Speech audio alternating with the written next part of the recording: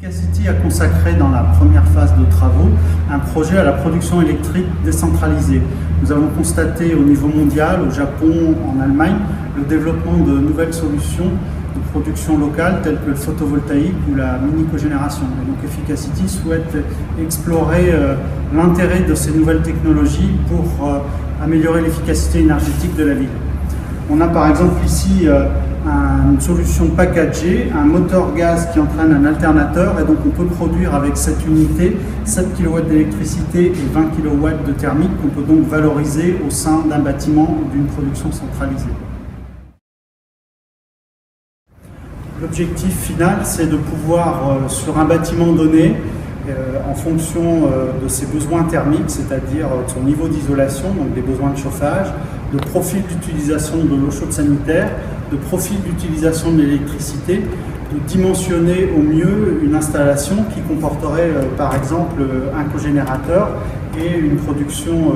classique qui peut être locale ou qui pourrait être raccordée sur un réseau de chaleur. Donc, la simulation permet d'analyser finement les échanges thermiques et électriques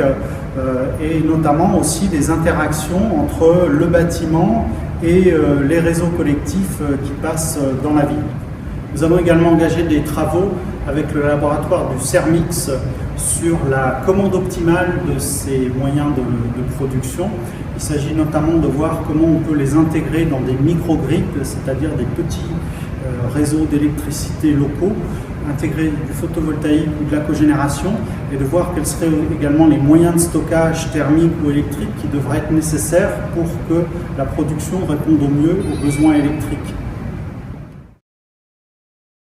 Donc aujourd'hui, ces différentes connaissances techniques ont été formalisées dans le cadre du Wiki Efficacity afin de partager ces connaissances avec les différents projets utilisateurs tels que la gare ou Bâtiville.